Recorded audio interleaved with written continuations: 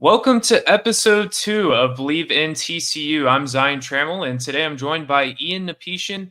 Today we're going to be talking about TCU's win over Stanford on Friday and what it took for the Horned Frogs to get that win and just recapping the game as a whole. But quickly, I wanted to start things off. Ian, how are you doing today?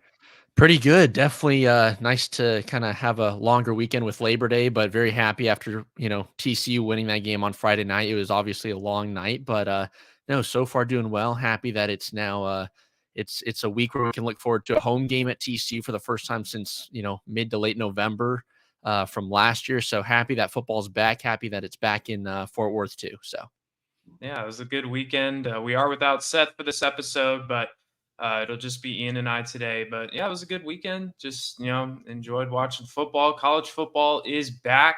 There were some good games, and we'll be talking about that in the coming episodes here. But today we wanted to keep things focused on TCU as they took on the Stanford Cardinal, the newest member of the ACC. Still weird to say, still adjusting to that.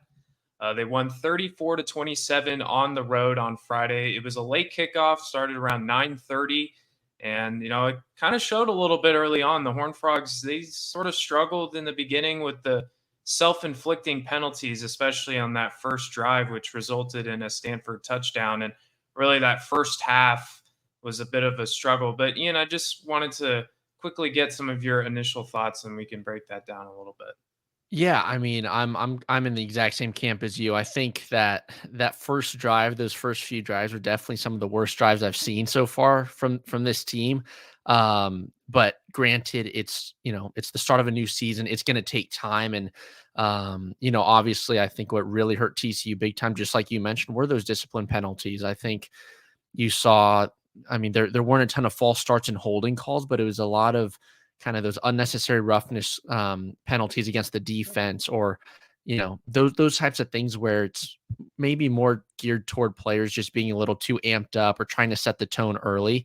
But to be honest, I mean, early on in that game on Friday night, Stanford was staying with TCU pretty much all the way, and it obviously took some time. It took some adjustments, but that's something that TCU is going to have to start to clean up. It happened last year against Colorado back here at home, and Sonny Dyke said the same thing. Discipline penalties are natural at the start of the season, but it's something that you want to try to clean up and play and just play a cleaner brand of football, because you can't continue to win games if you stay sloppy on that side. But ultimately, what was good was that TCU was able to make those adjustments, transition kind of out of making some of those mistakes, and then kind of find their way, especially in the second half.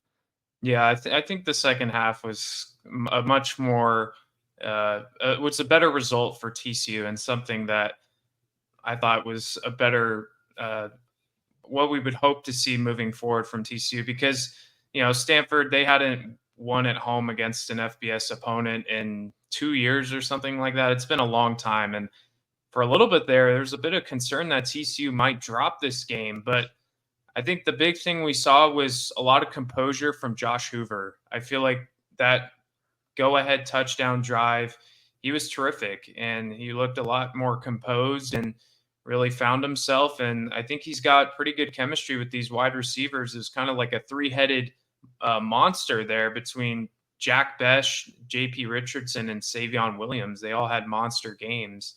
I felt like I was pretty pleased with what Josh Hoover was able to do, especially in that second half overall.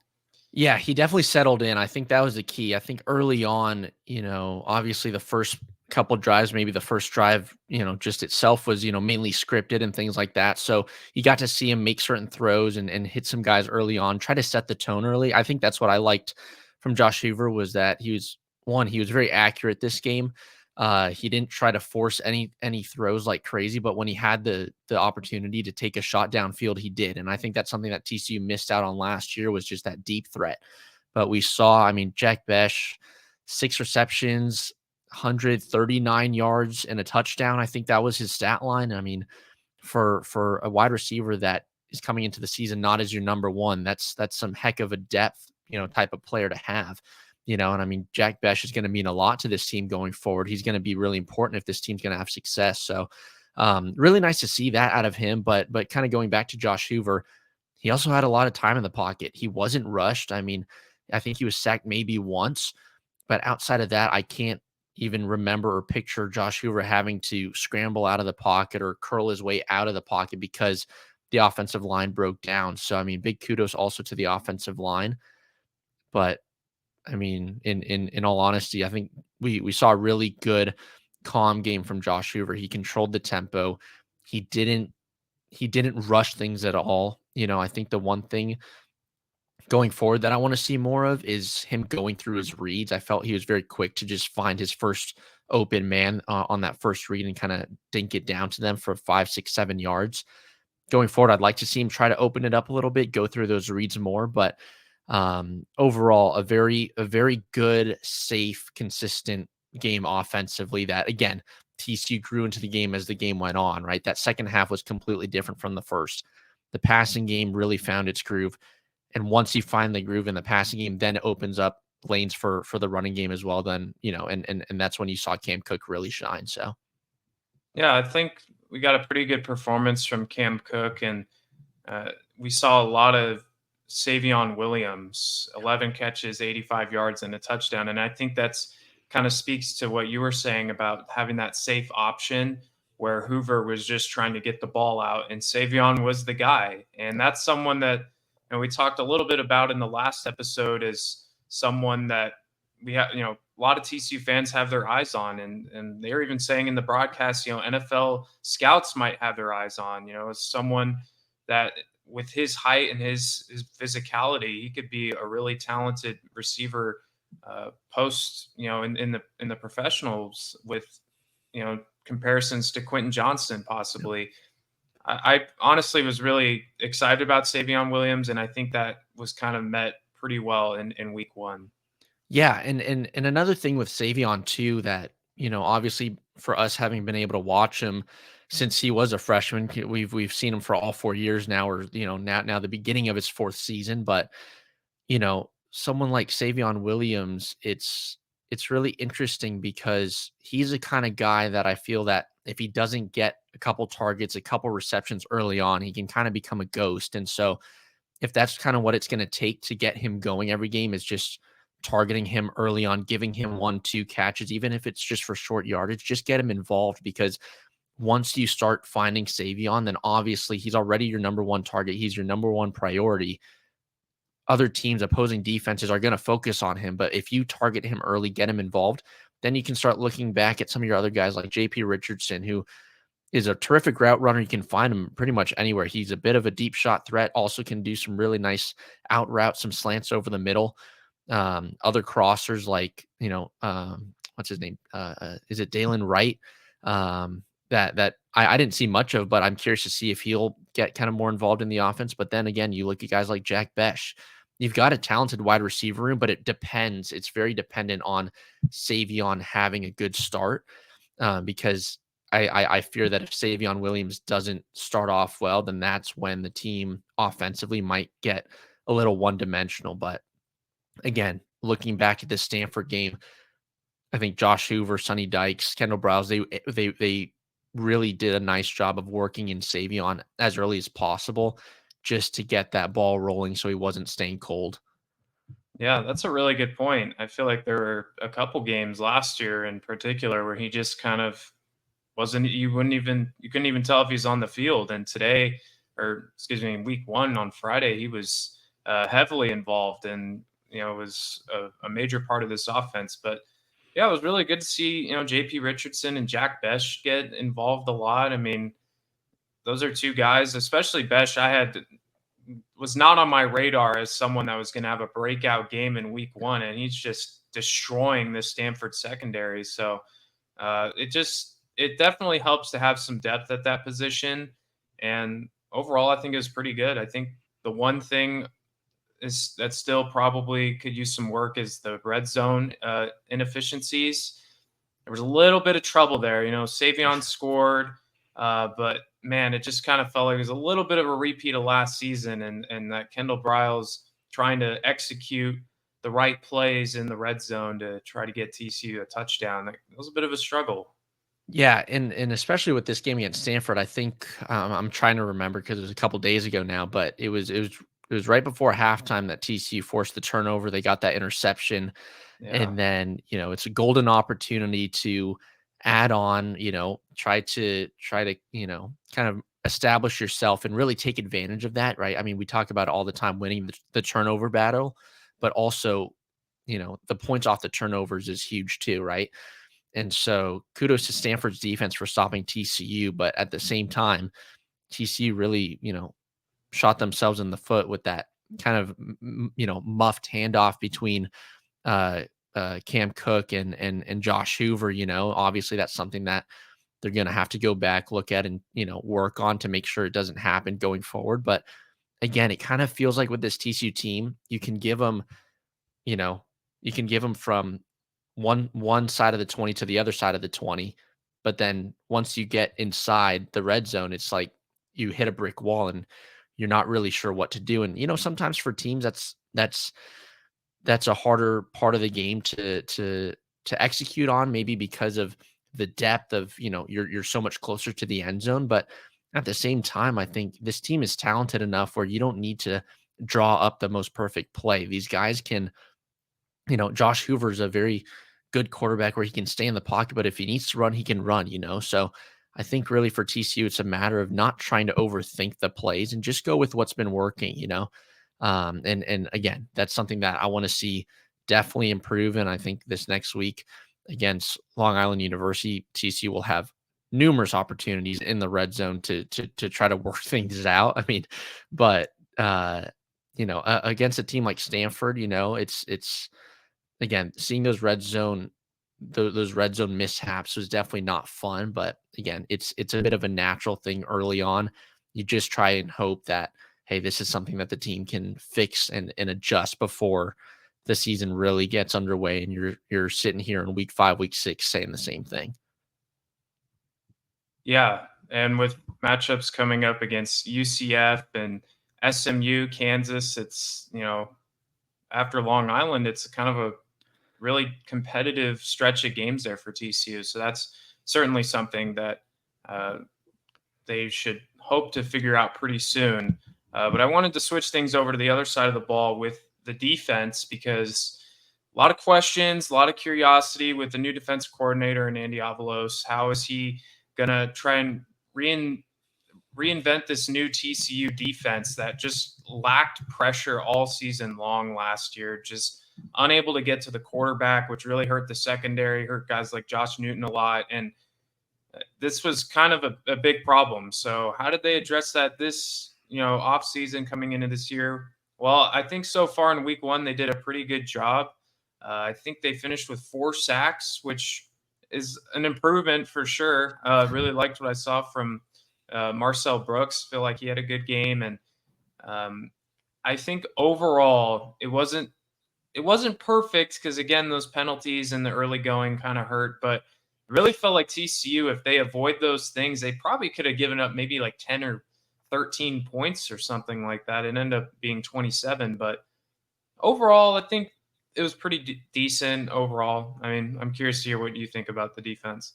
Yeah, yeah. Defensively, again, just like you mentioned, aside from those discipline penalties, like the early on face mask call, not a ton you can do about that. Sometimes face masks, there's obviously a sense of randomness to them as well, especially when it gets a little clustered and very tight, defensively. But the unnecessary roughness calls, you got to hope that that's something that the team can clean up, and they will.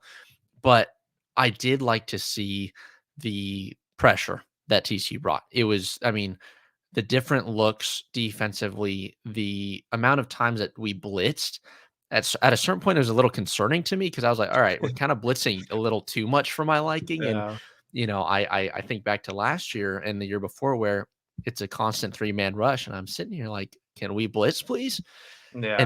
then now, obviously, with Andy Avalos, you see a much more aggressive team, a much more aggressive defensive line, a defensive line that puts pressure, but also gets pressure from its edge rushers, from its linebackers. I think some of the guys that I want to highlight are Devin Deal and Cooper McDonald, both kind of linebackers, but at certain times they came out to the edges as well and then also attacked.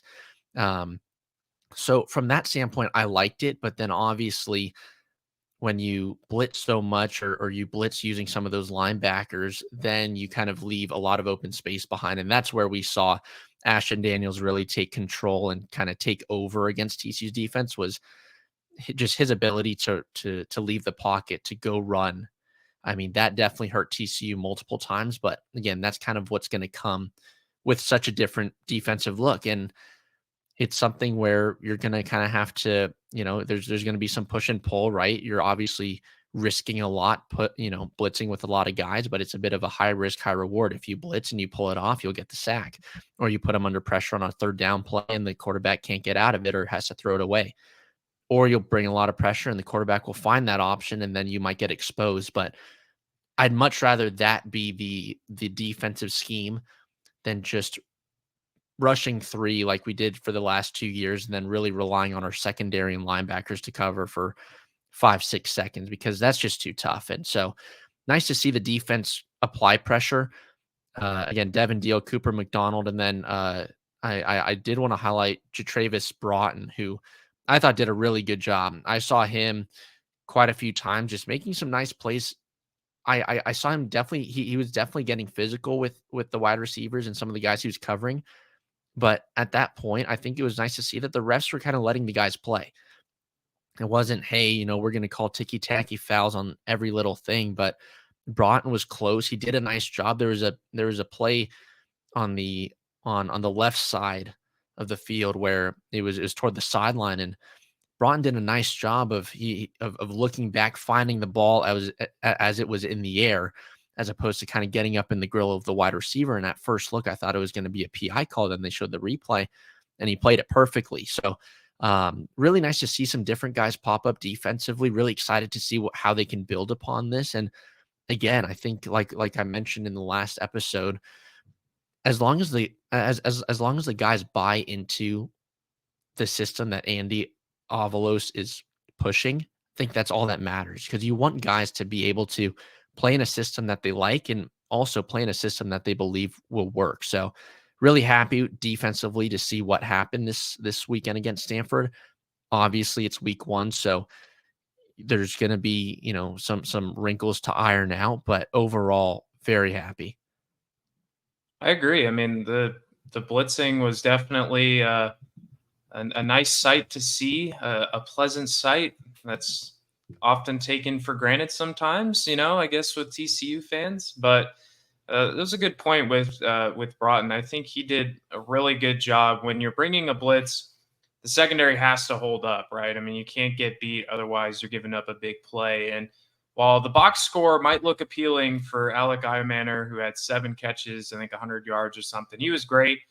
When he was lined up with Broughton, I think it was a lot more physical, a lot more difficult for him to get open. And I think that's something that is pretty good to see, considering that Iamaner's, one of the top receivers, not just in the ACC, but maybe even the country. He's really, really talented. And I thought Broughton did a really good job. And I think overall, there's a lot of buy-in into this Andy Avalos defensive scheme. And I feel a lot of confidence about them moving forward. Again, if they just avoid a few things with those penalties early on, I think they put themselves in a much better position. And I feel right now there's a decent balance between the offense and the defense. Being able to establish a running game with Cam Cook can really set things up nicely for the defense, not having to rush them onto the field as often. And if you can do that, I think TCU could be set up well. And, I think they did enough to pull out this win. It wasn't pretty by any standard, but a win's a win at this point. And, considering everything that happened, it was a road game, late kickoff, time change. Maybe those are some factors you can take into consideration. But overall, I'm just pretty happy that TCU was able to win. Yeah, same here. And kind of going back to one thing that you said, right? Obviously, it wasn't a pretty win. You would have liked to be a little more comfortable, see some more, see some more fluidity within the offense and things like that early on. But again, I think the biggest thing for this TCU team is that they made the adjustment. Seeing that they made those adjustments at halftime, come out completely different. That was the biggest thing, because I think last year that's what TCU really struggled with, was that you'd start slow or you'd start well, and then the opposing team would find a way to kind of counteract what you're doing offensively. And then TCU kind of plateaued last year. I feel like if you were to look at it on a graph, TCU would start here, they'd go down, and then they just flatline a little bit, right? And this year it was more of a, upgoing curve. I mean, that's not the right term, but Yeah, positive I know what you positive mean. curve going upward, right? Yeah. And so again, you want to see the team be able to make adjustments, and whether that's coaching that makes the adjustments or players in the game saying, "Hey, look, this is something that I'm seeing. We need to find a way to counteract this offensively." Right? That was kind of the biggest thing, because last year it just hurt TCU with the lack of ability to adjust as the game progressed. But overall, really happy for the team to just get the first win of the season in the first game. You didn't want to have another situation like last year where you lose to Colorado, and or lose your first game to a team like a Colorado, and then your whole narrative for the rest of the season is just completely changed. I mean, I think that was the biggest thing for TCU. Again, not to dwell too much on last season, but TCU lost that game by 2 or 3 points. They also missed a field goal in that game. How different would that narrative be had they won, right? And so, kind of same thing here. TCU made it close, a lot closer than fans would have wanted, a lot closer than Sonny Dykes and co would have wanted, or still want, obviously. But at the end of the day, you went on the road. You got to win against a team like Stanford, who was a lot better than I think people expected to be. Mhm. So you got to come home and say, look, we got to fix a couple of things. That's natural. It's week one. Fortunately, we have Long Island to play on Saturday, but we can't take this opportunity for granted. We have to execute on everything else going forward. So very happy for the win. Very happy for the guys. I thought they put out, a fairly good showing. I mean, that second half was definitely better. And so if we can play like we did in that second half for the rest of the season, I'd be very thrilled. Yeah, I mean, I would be thrilled too, and I think you could be talking about TCU being very competitive in the Big 12 if they can play like they did in that second half. It was honestly kind of cool too to see how many TCU fans showed up for that Stanford game. Yep. Obviously, we were talking about, Seth was asking about how many butts and seats will there be for this Stanford game, and it was probably more TCU fans. Honestly, it looked Yep. pretty pretty. It was a lot of purple in the stands, so Oh yeah. very happy. I know, we're both from Northern California, so I feel like TCU is kind of getting recognized a little bit more out that way, and there's a lot more people coming over from that way to move to Texas and stuff. So it was pretty Yep. cool to see, some purple in that Stanford crowd. A lot of purple, honestly. Yeah. Yeah. There's definitely a lot of purple in that crowd. I mean, TCU fans travel really well, obviously, I mean, a bunch of students went to, I think it was funny on the broadcast, it's like you're, obviously with college football, you're always looking for the student section, or when they show the student section. You didn't really see that with Stanford, unfortunately. Yeah. I mean, I'm not trying to, take a low blow, or, hit somebody below the belt here, but like, um, obviously school wasn't in session yet, so maybe that had something to do with it. But there's Yeah. significantly a lot more, at least TCU students at that game than there were Stanford students. And I mean, there's a lot of red, but that was just mainly the empty seats, unfortunately. Yeah, it kind of threw me off. I was like, wait, they're not in school yet. Like, what? Yeah. It's almost September. I forgot. Did they do like, they must do like a quarter system or something. Yeah, yeah, a bunch of those California schools, they do the quarter system. And Yeah. yeah, and also it was funny because I was sitting there like, oh, I wonder when they're gonna do an aerial shot of Stanford Stadium, because it's a nice stadium. It It is nice. Yeah. it just really never came. You get like hard cameras that were just set from the corner. I'm like, Yeah. okay, well, and then you get a couple crowd shots. You're like, all right, I understand. You're not going to show a Yeah. half empty stadium for week one of college football, but Yeah. Might be a depressing shot there. It's like, yeah, aerial view here, and you can see about 25% capacity here filled yep, up at yep, Stanford Cardinal Stadium. yeah, yeah, But anyways, yeah, it was a good start for TCU, much better than last season where, they lost to Colorado. They kind of sent Colorado on this hype train. It was really like that loss that kind of yep, propelled Colorado into the national spotlight. Not the case this year. They hold off Stanford at a late night Friday game. This week they'll take on Long Island, but in the next episode we'll kind of talk about that a little bit, and as well as discussing college football as a whole, what's happening, and all the Power 4 conferences and maybe a little bit into the Big 12. But yeah, that'll wrap things up here for this episode. It was fun chatting about that TCU victory. It's always much better talking about a win than a loss. The Horned Frogs beating the Stanford Cardinal 34-27. They go 1-0 on the season, and we'll have a couple more episodes for you this week, previewing Long Island. Again, that'll come in the coming days. But Ian, thanks for joining me again. For Ian Napetian, I'm Zion Trammell. Thanks for tuning in to Believe in TCU, and we will see you guys next time.